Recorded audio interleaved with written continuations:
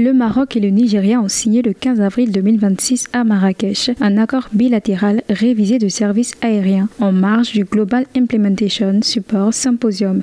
Le texte paraphé par le ministre nigérien de l'Aviation, Festus Keyamo, redéfinit les règles encadrant les liaisons entre le Maroc et le Nigeria. L'accord vise à améliorer la connectivité, élargir les possibilités opérationnelles pour les compagnies et renforcer les échanges économiques. Il intègre des exigences de sûreté, de sécurité et de durabilité environnementale en ligne avec les standards internationaux. Cette initiative traduit une volonté plus large d'approfondir la coopération bilatérale et de soutenir l'intégration du marché africain du transport aérien.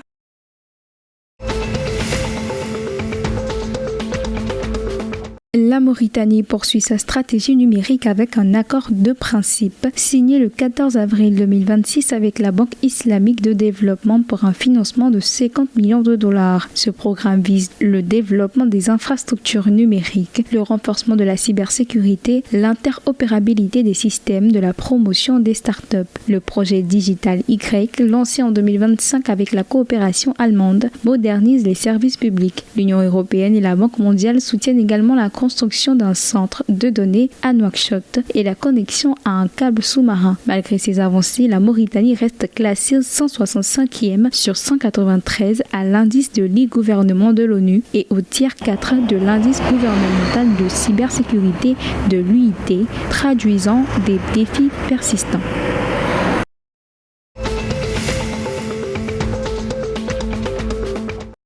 Le Fonds monétaire international a révélé ses prévisions de croissance pour l'Algérie à 3,8% en 2026 contre 2,9% anticipé en octobre 2025. Cette révision, publiée dans les perspectives de l'économie mondiale, reflète une amélioration conjoncturelle portée par l'évolution des marchés énergétiques. L'institution souligne toutefois la persistance de fragilité structurelle liée à la dépendance aux hydrocarbures qui demeure le principal levier budgétaire et commercial du pays. Le FMI appelle à des réformes plus profondes pour diversifier l'économie, moderniser le système bancaire et renforcer l'investissement privé afin de transformer cette résilience conjoncturelle en croissance durable.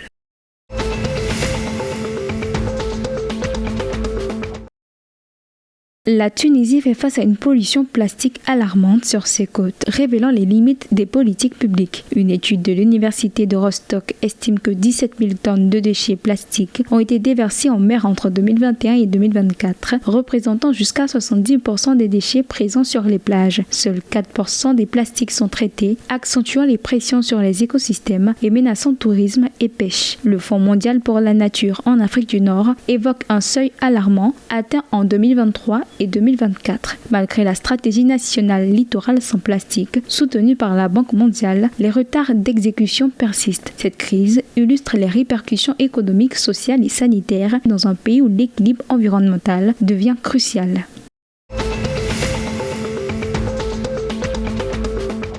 Al-Ahli Tripoli a réussi un bon début dans le championnat hexagonal le 16 avril 2026 avec une victoire convaincante sur Al-Shabab Al-Arabi au Grand Hall de Tripoli. Les Tripolitains menaient déjà 50-36 à la pause avant de creuser l'écart en seconde période pour sceller une victoire convaincante de 101-69. Ce succès marque leur première victoire dans cette phase à 6 équipes et souligne un début de campagne prometteur.